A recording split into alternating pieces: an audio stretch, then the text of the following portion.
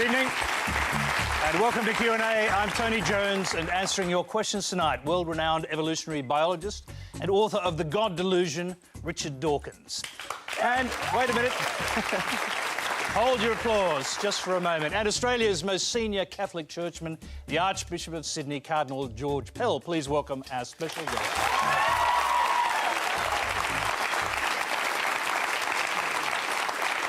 OK, Q&A is live from 9:35 Eastern Time and simulcast on News 24 and News Radio. Go to our website to send a question or join the Twitter conversation using the hashtag on your screen. And stay tuned for the chance to join Quanda Vote.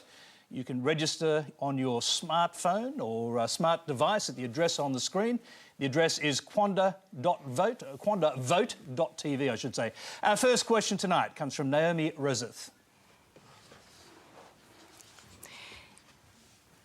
At Easter, Australia's religious leaders invoke the name of God in order to preach peace, tolerance, political integrity, social and moral fortitude, all obviously positive and worthwhile values. My question is, in what way is the practice of these values dependent on an existing God?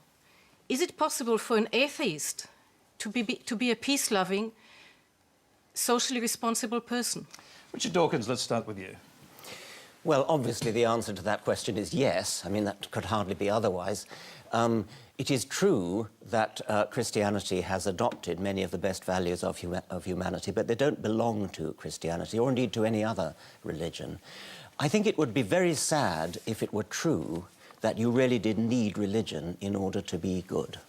Because if you think about it, what that would mean would be either that you get your morals and your values from the Bible or the Quran or some other holy book, or that you are good only because you're frightened of God, because you don't want to go to hell or you do want to go to heaven.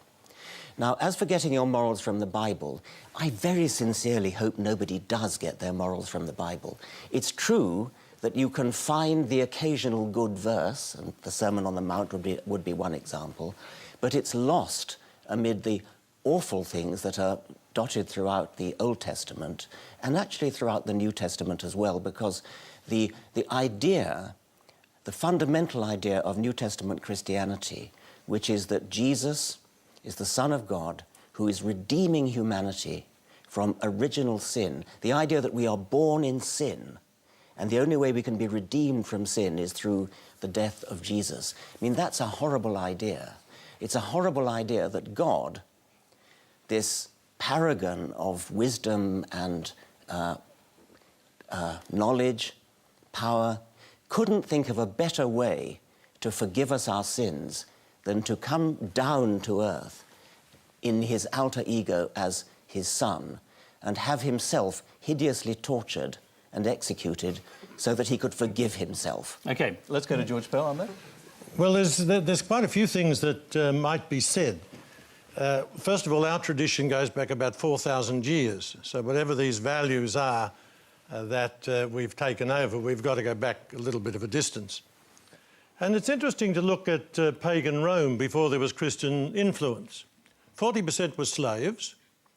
Men and women fought one another to the death in the Circus Maximus or the Colosseum. Women had no rights whatsoever. Infanticide was practiced regularly. The noble families didn't want baby girls. Christianity changed that, not perhaps by itself, but largely. And the Christian story, we're Christians, we're New Testament people. There was an evolution in the Old Testament, and there are some awful things there. It developed. The notion of God was purified as it went through the Old Testament. Can I just interrupt you just to bring you to the point of the question, which was really about whether atheists can lead a good life and be good people and socially responsible and so on. Yeah, absolutely. You accept that? Yeah, absolutely.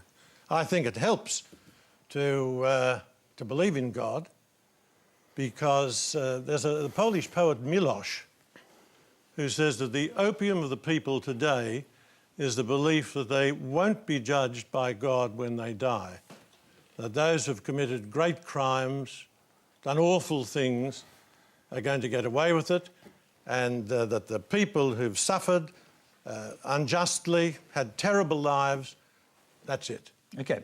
Let's move quickly to our second question. It's from Claire Bonner.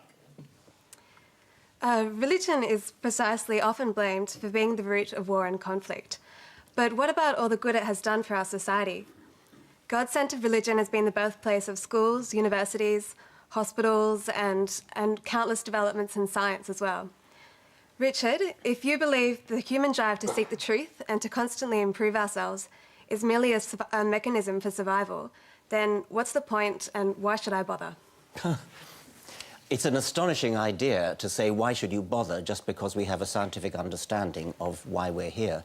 We do have a scientific understanding of why we're here, and we therefore have to make up our own meaning to life. We have to find our own purposes in life, which are not derived directly from our scientific history. When you say that Christianity has been responsible for a lot of good, including science, by the way, which is somewhat ironic, I think that most of the great benefits in humanity, such as the abolition of slavery, such as the emancipation of women, which the Cardinal mentioned both of, these have been wrung out of our Christian history without much support from Christianity. I, as an atheist, my friends as atheists, lead thoroughly worthwhile lives, in our opinion, because we stand up, look the world in the face up to the fact that we are not going to last forever. We have to make the most of the short time that we have on this planet. We have to make this planet as good as we possibly can and try to leave it a better place than we found it. Now, to some degree, you've already answered this, but there is a follow-up question. I'm going to go to that now. It's from Rebecca Ray. My question for you today is, without religion, where is the basis of our values? And in time, will we perhaps revert back to Darwin's idea of survival of the fittest? Richard Dawkins, you can answer that and I'll bring in Cardinal Pell. I very much hope that we don't revert to the idea of survival of the fittest in planning our politics and our values and our way of life. I've often said that I'm a passionate Darwinian when it comes to explaining why we exist. It's undoubtedly the reason why we're here and why all living things are here. But to live our lives in a Darwinian way, to make a society a Darwinian society, that would be a very unpleasant sort of society in which to live. It would be a sort of Thatcherite society. And we want to, I mean, in a way, I feel that one of the reasons for learning about Darwinian evolution is as an object lesson in how not to set up our values and our social lives. George Pell. Well, it's interesting because I think in the space of about 2 minutes, Richard has said two different things. One of which is that science can't tell us why we're here, and then in the next minute, trying to say that it does. No, I said it can tell us why we're here. It can't. Well, I simply contradict you in that case. Well, what is the reason that science gives why we're here? Science tells us how things happen. Science tells us nothing about why there was the Big Bang, why there is a transition from inanimate matter to living matter. Science is silent on... we could solve most of the questions in science and it would leave all the problems of life almost completely untouched. Why be good? Why be good is a separate question, which I also came to. Why we exist, you're playing with the word why there. Science is working on the problem of the antecedent factors that lead to our existence. Now, why in any further sense than that, why in the sense of purpose, is, in my opinion, not a meaningful question. You cannot ask a question like, why do mountains exist, as though mountains had some kind of purpose. What you can say is what are the causal factors that lead to the existence of mountains, and the same with life and the same with the universe. Now, science over the centuries has gradually pieced together answers to those questions. Why in that sense? It's true that there are still some gaps, but surely, Cardinal, you're not going to fall for the God of the gaps trap of saying that that religion is going to fill in those gaps which science has so far not yet answered. No, I'm not going to be diverted at all. I'm happy to come back to that. Okay. We will be coming back to it because I know there are questions that relate to some of the bigger issues you're talking about, but you could respond and then we'll move on to our next I question. hope I'll be allowed to. You certainly Thanks. will.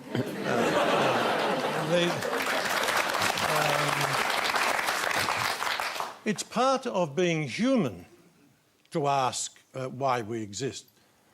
Questioning distinguishes us from the animals. It's to ask why we're here. So, I repeat, and this is a commonplace in science, science has nothing to say about that. As whatever it might say about mountains, it can't say what is the purpose of human life. And it's not Maggie Thatcher who was in the epitome or the personification of social Darwinism. It's Hitler and Stalin. Because it's the struggle for survival. The strong take what they can and the weak give what they must, and there's nothing to restrain them. And we've seen that in the two great atheist movements of the last century. No, that's ridiculous. That is ridiculous. Nice unbiased audience you've assembled here, by the way. Right, let's clearly distinguish two things here. First, atheism had nothing to do with Hitler or Stalin. Stalin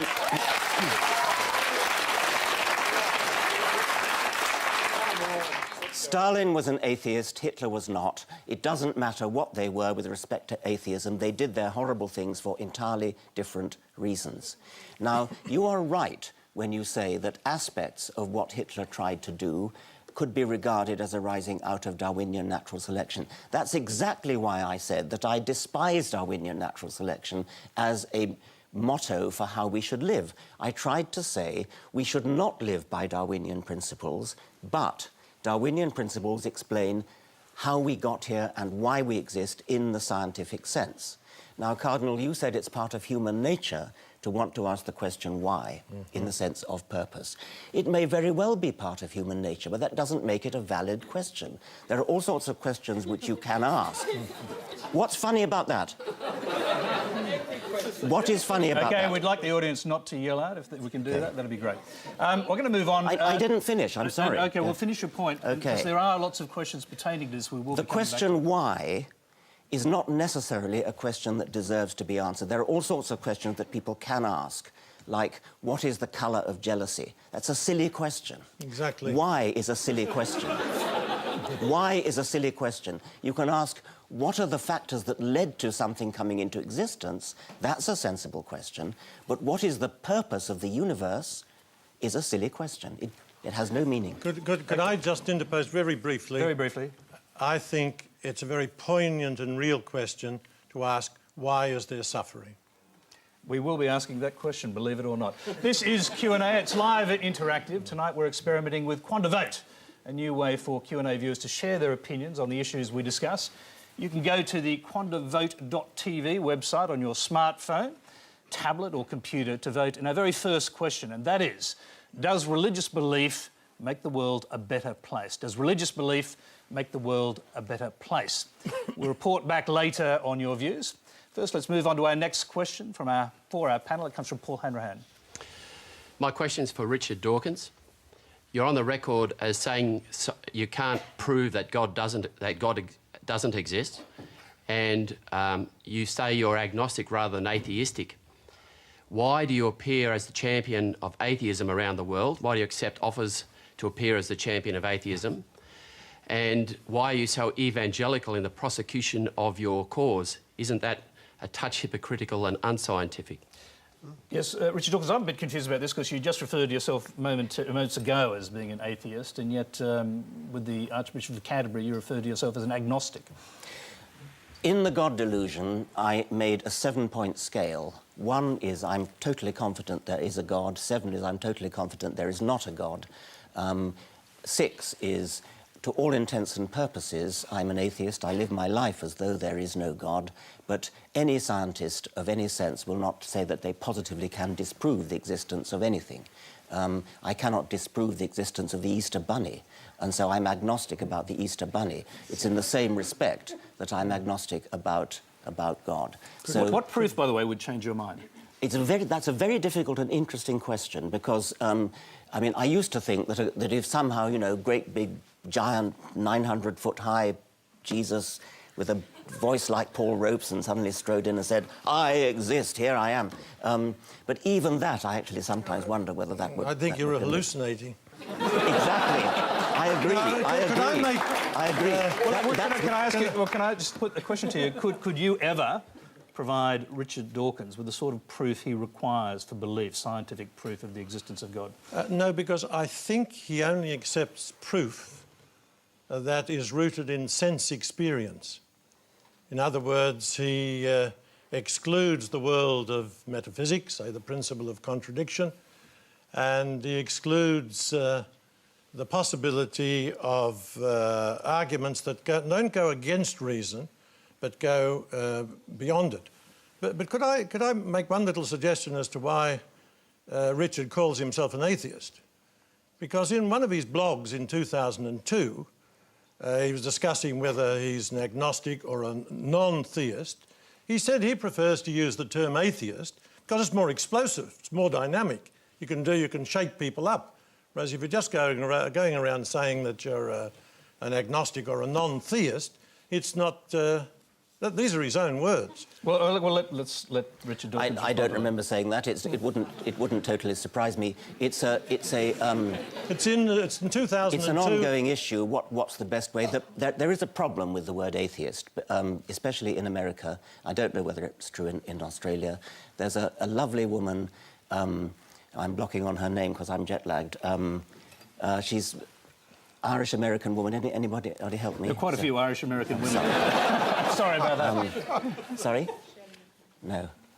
Anyway, I do apologise personally to her for forgetting her name. She's an actress and she's got she did a film on how she escaped from the Roman Catholic Church, and it's a very moving film, and at the end her mother discovered that she was an atheist, and her mother phoned her up and said, "Well, I don't mind you not believing in God, but an atheist?"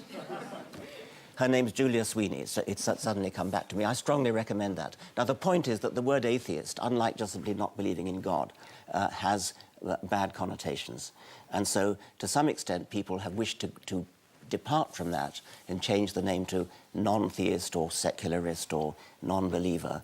And I waver back and forth as to what's the best name to use. I sometimes call myself an atheist, sometimes a non-theist, and sometimes just a non-believer. George Pell, can I just come back to you on this question of the existence of God? Why would God randomly decide to provide proof of his existence to a small group of Jews 2,000 years ago and not subsequently provide any proof after that?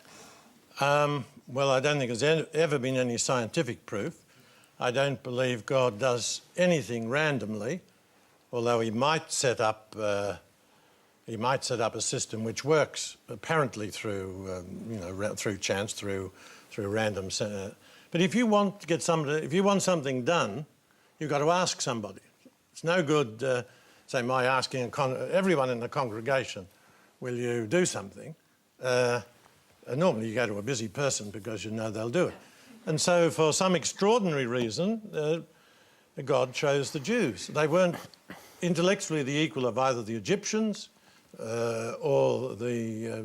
Intellectually, morally... How can you know intellectually? Because you see the fruits of their civilization. Egypt was the great power for thousands of years before Christianity. Persia was a great power. Chaldea. The poor, the little Jewish people, they were originally shepherds. They were stuck, they're still stuck between these great powers. That's not a reflection of your intellectual capacity, is it, whether or not you're a shepherd? Well...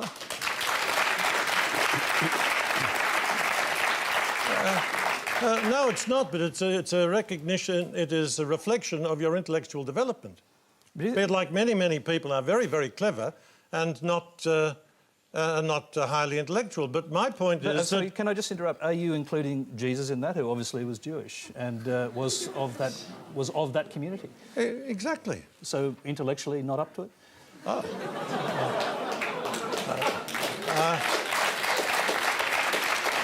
Well, That's a nice try, Tony. The people, in terms of sophistication, the Psalms are remarkable.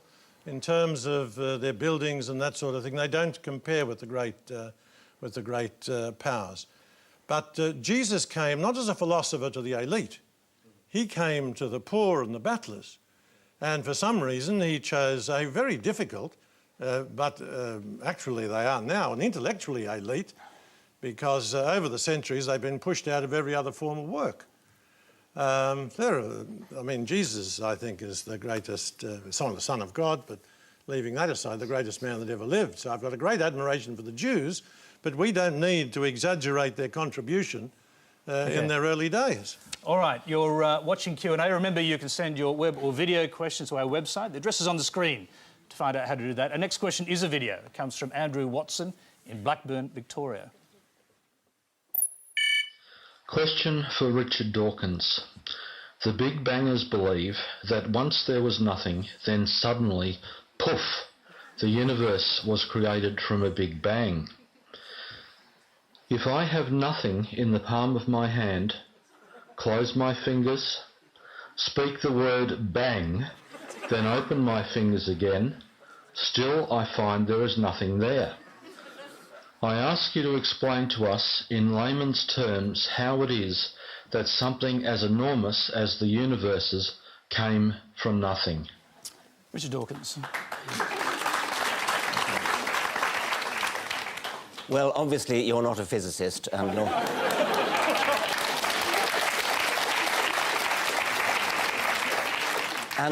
nor am I. And I am delighted to say that during my time in Australia, I shall be having a number of conversations, public conversations, with my colleague Lawrence Krauss, including one in the Sydney Opera House later, I think it's next week. And he's written a book on exactly that topic of how you can get something from nothing, and I shall be questioning him about that. Of course it's counterintuitive that you can get something from nothing. Of course common sense doesn't allow you to get something from nothing.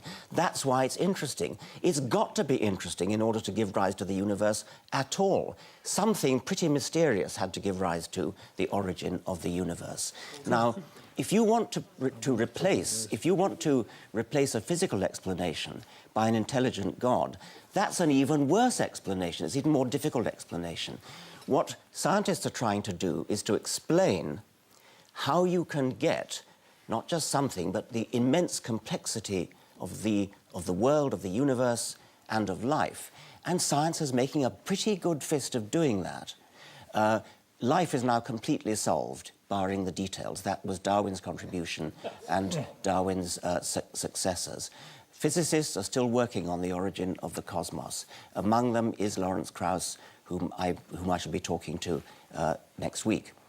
Now, it is very mysterious how the universe came into being. It's a deeply mysterious and interesting question. And can I just interrupt? It's an old question, a very old question. Thomas Aquinas in the 13th century was asking this same question. He said there must have been a time when no physical things existed, but something can't come from nothing. That was his view. It's just been repeated by us. Something can come from nothing, and that's what physicists are now telling us. I could give you, you asked me to give you a layman's interpretation. It would be a very, very layman's interpretation. When you have matter and antimatter and you put them together, they cancel each other out and give rise to nothing. What Lawrence Krauss is now suggesting is that if you start with nothing, the process can go into reverse and produce matter and antimatter. The theory is still being worked out. It's a very difficult theory, mathematical theory. I'm not qualified to answer the question, but what I am sure about is that it most certainly is not solved by postulating an intelligence, a creative intelligence, who raises even bigger questions of his own existence. That certainly is not going to be the answer, whatever else is. George Pell. Thank you. The trouble, well, there are many troubles with Richard's teachings, but a fundamental one is that he dumbs down God and he soups up nothing. He continually talks as though God is some sort of upmarket figure within space and time. Now, from 450, 500 BC, where with the Greek philosophers, God is outside space and time. God is necessary, self-sufficient, uncaused, unconditioned. That's the hypothesis you've got to wrestle with. The second thing is that Krauss says nothing about the Big Bang coming out of nothing. Admittedly, he comes clean on about 6 pages from the end of his book, and I don't know whether Richard has read it that far because he gave it a foreword. What he says is what Richard is describing as nothing is a sort of a mixture of particles and perhaps a vacuum with electromagnetic forces working on it. That's what Krauss is talking about under the heading of nothing. And there's a very good review of this in the New York Times, not a pro-religious paper at all, where Krauss is absolutely denied and demolished, although especially by his supporters claiming that he says things come out of nothing. He doesn't say that. It's a matter, you can quickly respond to that before the next You can dispute exactly what's meant by nothing, but whatever it is, it's very, very simple. And why is that funny? Well, I think it's a bit funny to be trying to define nothing.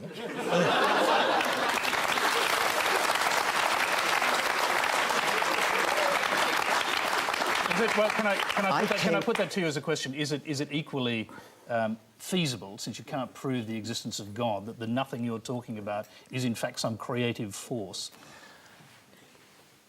If you talk about a God who is a creative intelligence, then that is something very complicated and very improbable and something that requires explaining in its own right. The nothing that Lawrence Krauss is talking about, whether or not it's what a naive person would conceive as nothing or what a sophisticated physicist would consider to be nothing, it is going to be something much, much simpler than a creative intelligence. We are struggling, we're all struggling, scientists are struggling, to explain how we get the fantastic order and complexity of the universe out of very simple and therefore easy to understand, easy to explain beginnings. Lawrence Krauss calls the substrate of his explanation nothing. It's possible to dispute whether nothing is quite the right word, but whatever it is very, very simple and therefore is a worthy premise for an explanation. Whereas a God, a creative intelligence, is not a worthy substrate for an explanation because it is already something very complicated. And it's no good invoking Thomas Aquinas and saying that God is defined as outside time and space. That's just a cop-out. That's just an evasion of the responsibility to explain. That's just setting out what you want to prove before you've even started. OK, let's move on to a question. Let's move on to a question on evolution for Cardinal Pell from Joe Blades.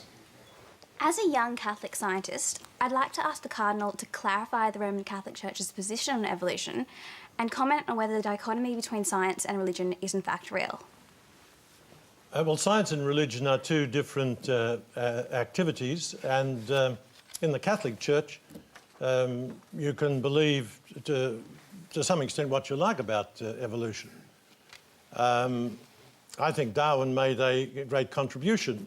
I remember talking with Julius Kornberg, a very distinguished biologist, and he's worked with ants for years.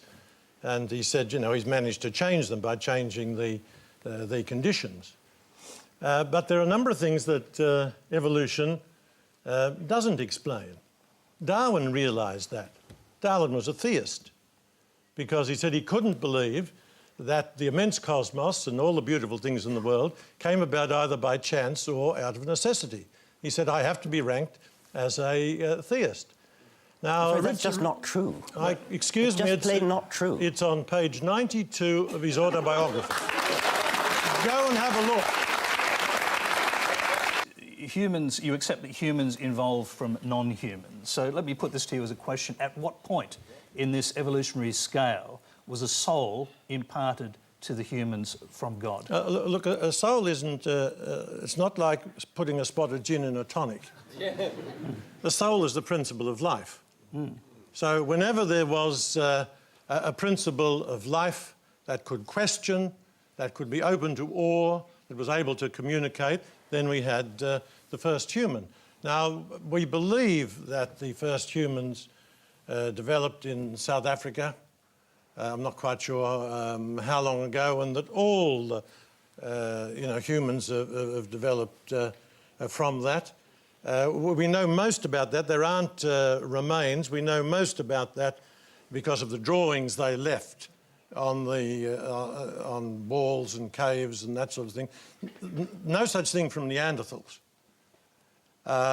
So we can't say exactly when there was a first human, but we have to say if there are humans, there must have been a first one. There might have been equal first, but if there is a progression, there's got to be first. So are you talking about a kind of Garden of Eden scenario with an actual Adam and Eve? Well, what Adam and Eve are terms, what do they mean? Life and earth.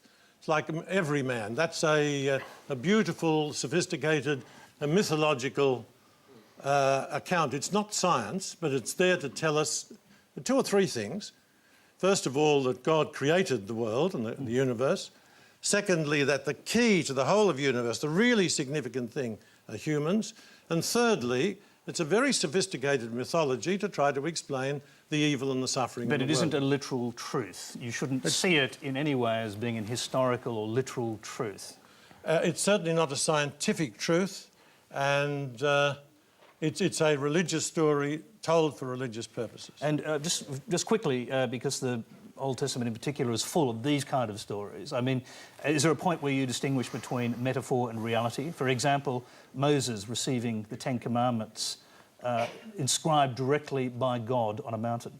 I'm not sure that the Old Testament says that God inscribed the Ten Commandments, but leaving that aside, it's difficult to know how exactly that worked, but Moses was a great man. There was a great encounter with the divine. Actually, with Moses, we get the key that enables us to come together with the Greeks with reason, because Moses said, "Who will I tell the Egyptians?" And he said, "Tell that my name is I am who I am." Okay, I'm going to bring Richard Dawkins back in here because we've moved from evolution, obviously, to the biblical versions of it. Your response? Well, I'm curious to know if Adam and Eve never existed, where did original sin come from? But I also would like to clarify the point about whether there ever was a first human. That's a rather difficult and puzzling question, because we know that the previous species from which we're descended is probably Homo erectus, and before that some sort of Australopithecine. But there never was a last Homo erectus who gave birth to the first Homo sapiens. Every creature ever born belonged to the same species as its parents. The process of evolution is so gradual that you can never say, aha, now suddenly we have the first human. It was always a case of just a slightly different from the previous generation. That's a scientific point, which I think is quite interesting. I'm not sure if it has theological significance, except that I think successive popes have tried to suggest that the soul did indeed get added, rather like gin to tonic, at some particular point during evolution. At some point in evolution, there was no soul, and then later there was one. So it is quite an interesting question to ask. Now we have rather a good fossil record from Africa of the descent of humans, from Australopithecines to various species of Homo, perhaps Homo habilis, perhaps Homo erectus, then archaic Homo sapiens, and then modern Homo sapiens. At what point did the soul get injected? And what does the idea of original sin mean if Adam and Eve never existed? I'll just quickly let you respond to that. Well, I mean, God wasn't running around giving injections.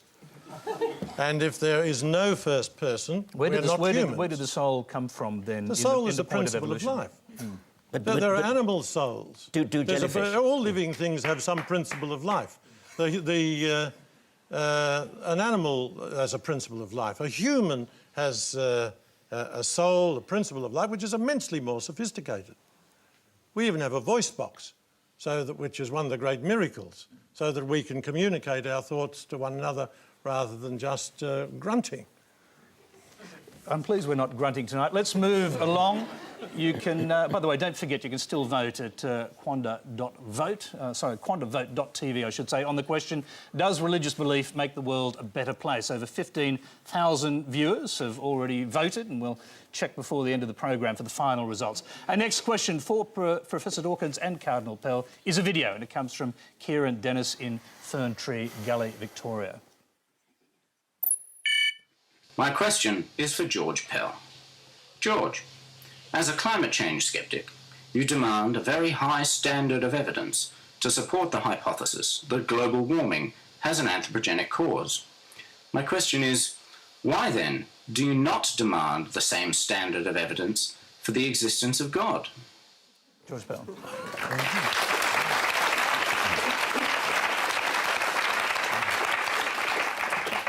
I'm very, very happy to answer that. First of all, I'm not a sceptic about climate change. I grew up in Ballarat. The weather was always shy. I worked for years in Melbourne. If you don't like the weather in Melbourne, wait 20 minutes.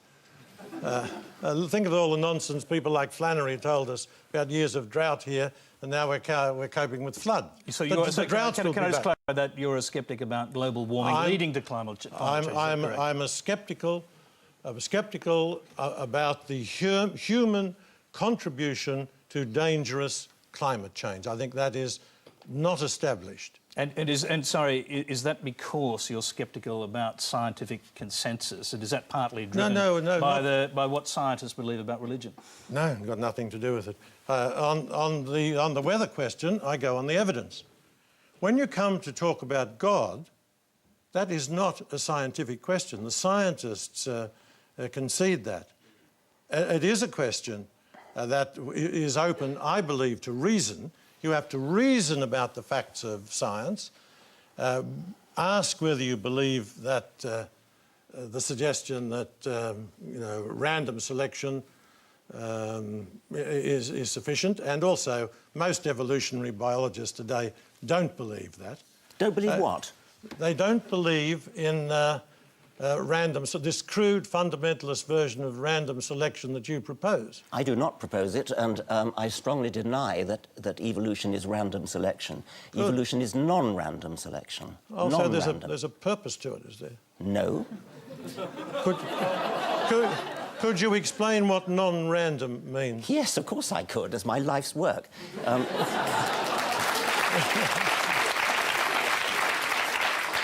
It's a hard thing to say, but keep it brief. There's random genetic variation and non-random survival and a non-random reproduction, which is why, as the generations go by, animals get better at doing what they do.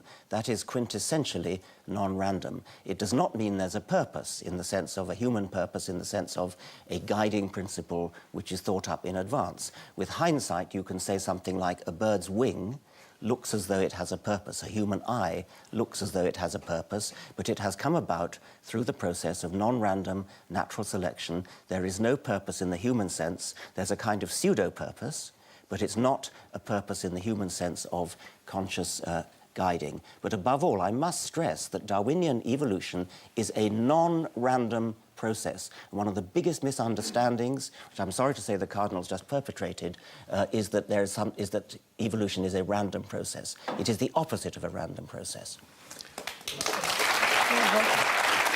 A brief response to that, if you can. Yes, that is fascinating, because most evolutionary biologists today believe that the animal world is developing according to patterns, which we're starting to know more and more about them. And are you referring to intelligent design? No, I'm not. I'm leaving that right to one side. Do you believe in intelligent design? I believe that there's an intelligent designer? I believe God is intelligent. No, but how we work... It's obviously a loaded question, but do you believe in intelligent design and an intelligent designer? It all depends what you mean. I believe God created the world. I'm not entirely sure how it works out scientifically.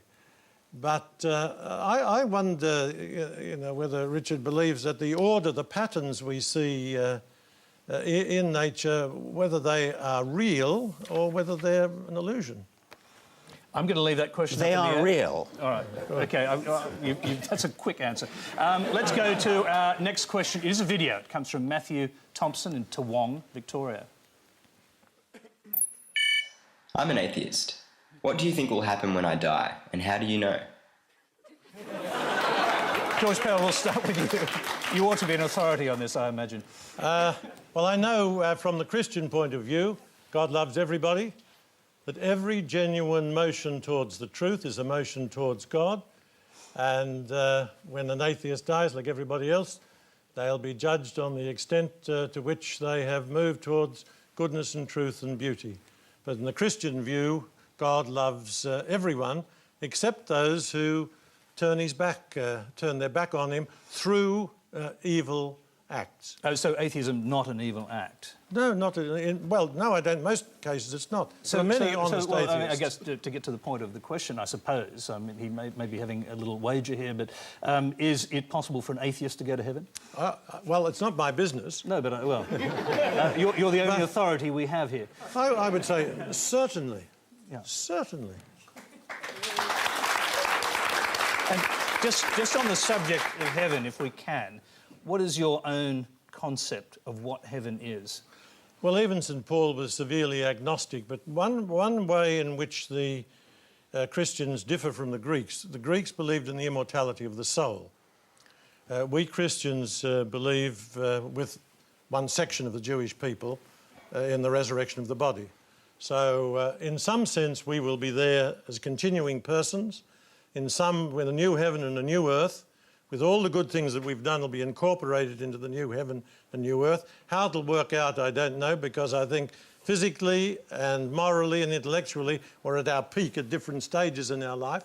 How it'll work out, I've got no idea, but that's the general outline of Christian teaching. But you believe, you think about it as a kind of collection of individual souls. In fact, obviously billions and billions of individual souls with their own personality existing in some galactic space.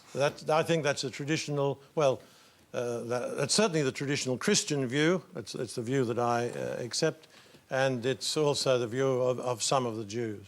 Richard Dawkins. Well, the answer to the question, what's going to happen when we die, depends whether we're buried, cremated, or give our bodies to science. Can I say this? If you're actually an agnostic and you keep aside this small portion of your brain for subsequent proof, I mean, you might get presented with that proof when you die. The brain is what we do our thinking with. The brain is going to rot. That's all there is to it. I'm intrigued by the Cardinal saying that the Christians believe you're going to be resurrected in the body. I mean, that's an astonishing idea, and I don't believe you really mean that. And I think, just as I don't believe you really mean that the wafer turns into the body of Christ, you must mean body in some rather special sense. Mr. Dawkins, I don't say things I don't mean. Well, then what do you mean? I'll tell you.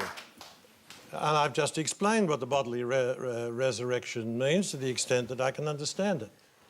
I certainly believe that when the words of consecration are uttered, that they become the body and blood of Christ.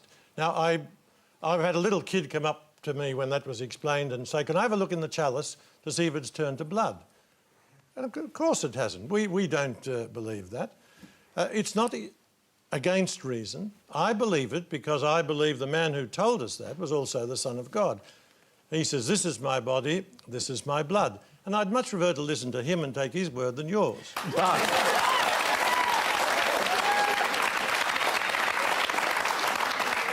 But other Christian denominations are quite happy to take that as a symbolic, metaphorical meaning. Catholics take it as a literal meaning, and I take it. I'm trying to be charitable by trying to suggest that it's that same sense in which you say that the body is resurrected, because the body is certainly not resurrected in terms of the cell, the protoplasm, the proteins, the DNA. That doesn't happen any more than the wafer turns into that. You're right when you said that to the child. So you do not mean that the wafer turns into the body in any sense in which normal English language usage would would understand. You mean it in some other sense, and I take it it's that same sense that the body is resurrected. Well, can I ask you whether you do mean it in a metaphorical sense, in the same way that you believe Adam and Eve are metaphorical creatures? I don't. I follow it. I understand it. According to a system of metaphysics that was spelled out by the Greeks before Christ came, which we've adopted. And that is, there's a substance which is the core of a being, and it is revealed to us through what are called accidents. Now, I believe that the core of the being becomes the bread, becomes the body and blood of Christ. It continues to look exactly as it was. We believe that in the Catholic Church. Now, I know you're a cultural Anglican, and we can't blame the Anglican. I'm also a rationalist. I use... English is my native language. The wafer does not become the body of anybody in the English language. All right, now, I think we've resolved that you both disagree on this point rather substantially. Let's go to our next question, which is from Michael Matty. Is it okay to tell a child that God doesn't exist? Richard Dawkins. I think it's okay to tell a child the truth. But I would prefer to encourage a child to make up her own mind and to think about the evidence and to believe things when there is evidence. What I think is not okay, what I think is deeply immoral, is to tell a child that when she dies, if she's not good, she's going to go to hell. That seems to me to be mental child abuse and an utter disgrace.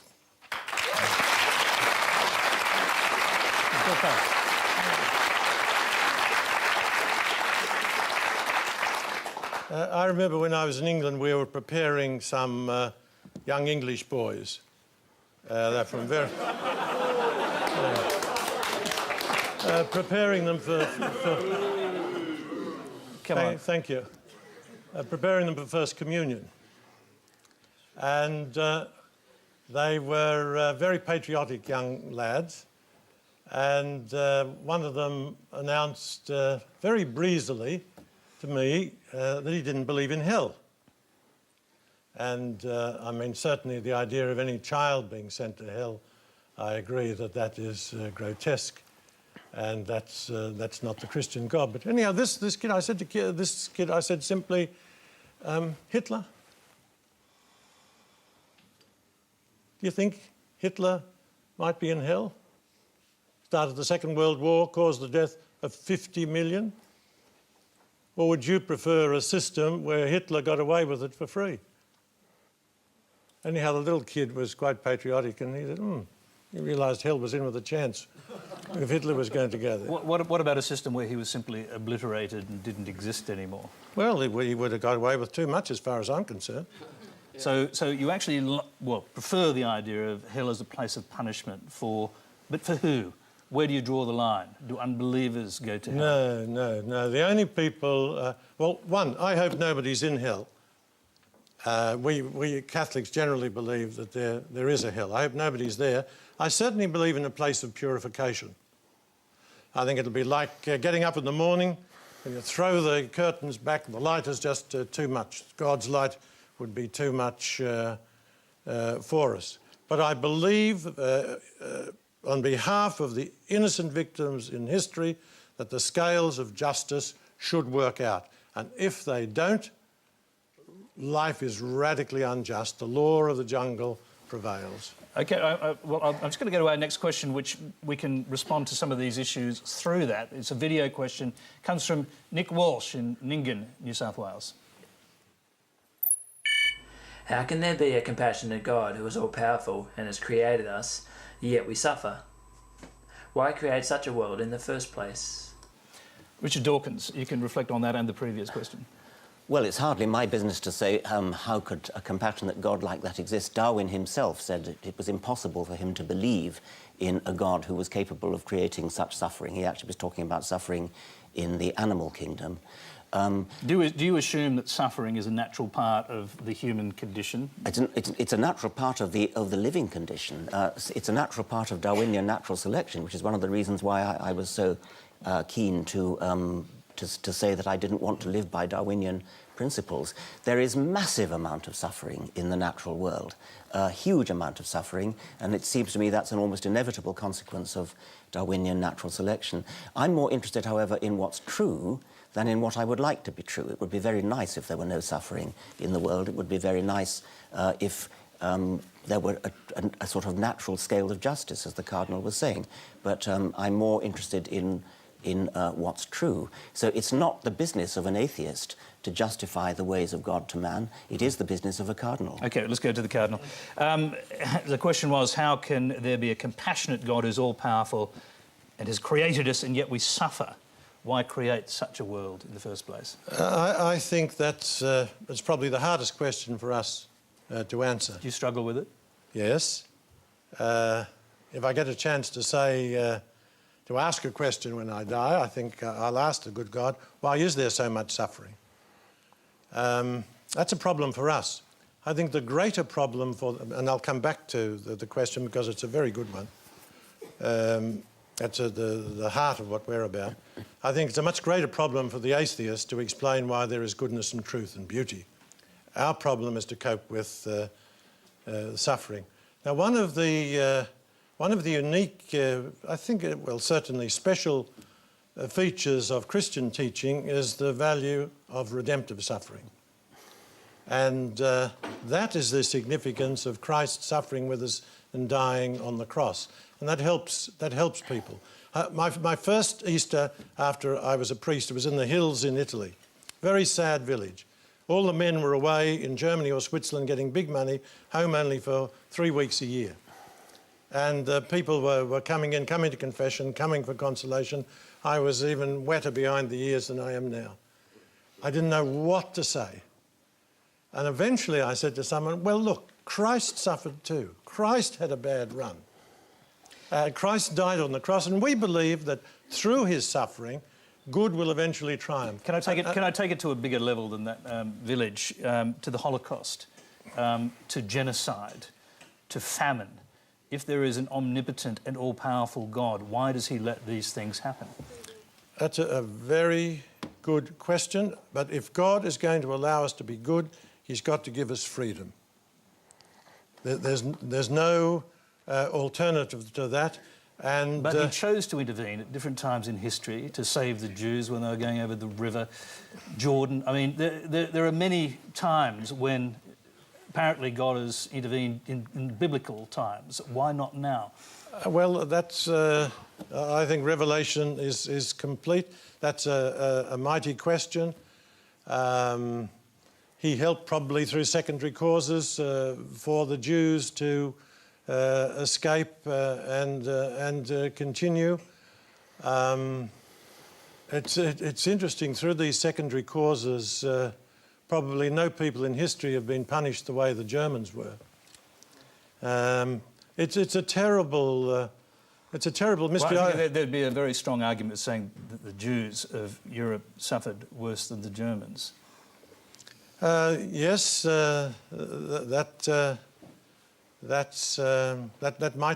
might be right. Certainly, the suffering in both. I mean, the Jews. There was no reason why they should suffer. Okay, I'm just going to. We're running out of time. I'm going to go to another question. It's on a different subject from Anita Wu. Jesus preaches, "Love thy neighbour as thyself." So, Cardinal Pell, how can you be against giving our gay neighbours marriage rights when equality and respect are the fundamental foundations of loving and spreading love?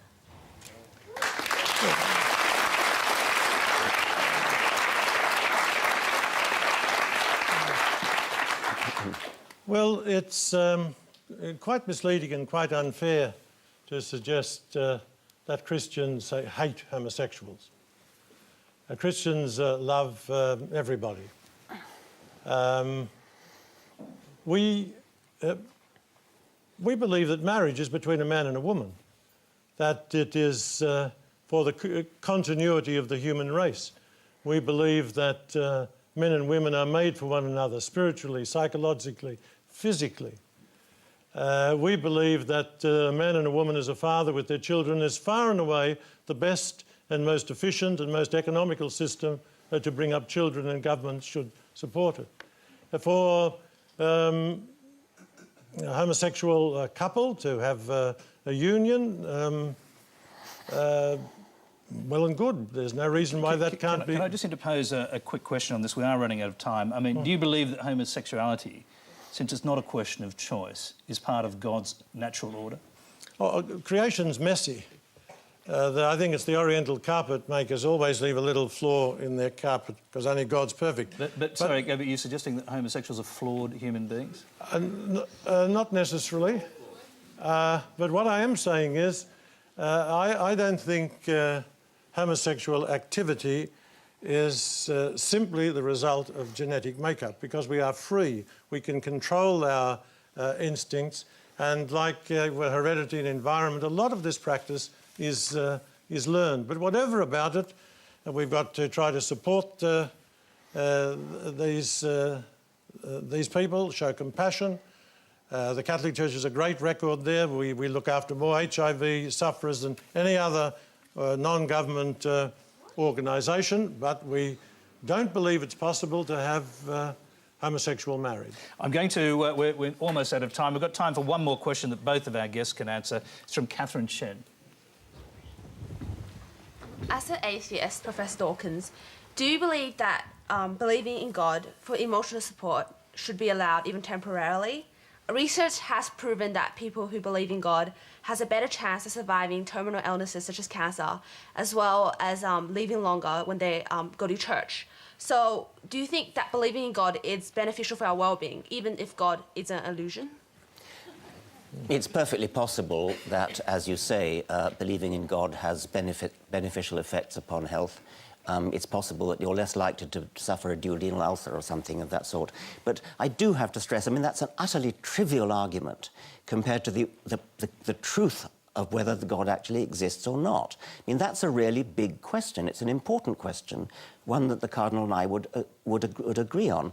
And if there is some minor benefit to health one way or the other, the evidence is not good, by the way, but even bending over backwards to suggest that the evidence is there, that psychosomatic illness may be healed, may be alleviated somewhat by belief in God. Psychosomatic medicine is well known. Placebos work.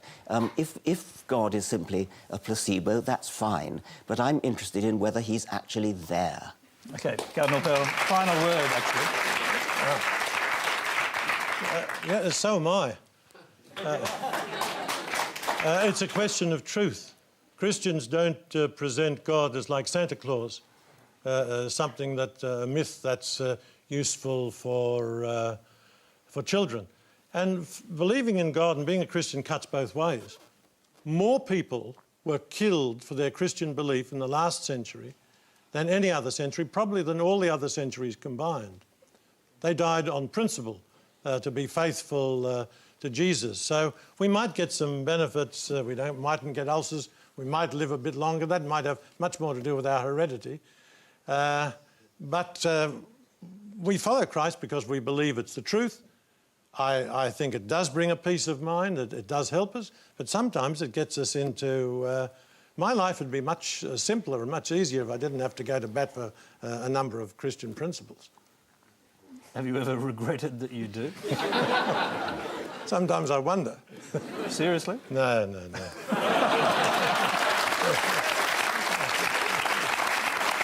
OK, that's all we have time for tonight. Before we go, let's check the final results of tonight's Quanda vote. With more than 20,000 of you voting, we have a 76% saying no. Religious belief does not make the world. Religious belief does not make the world a better place. Please thank our special guests, Professor Richard Dawkins and Cardinal George Pell.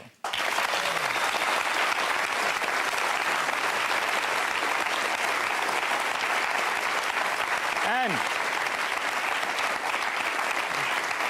next week on Q&A, we return to worldly matters with Attorney General Nicola Roxon, the manager of opposition business Christopher Pyne, international human rights lawyer Jeffrey Robertson, humanist, philosopher A.C. Grayling, and Middle East analyst Lydia Khalil. Until then, good night.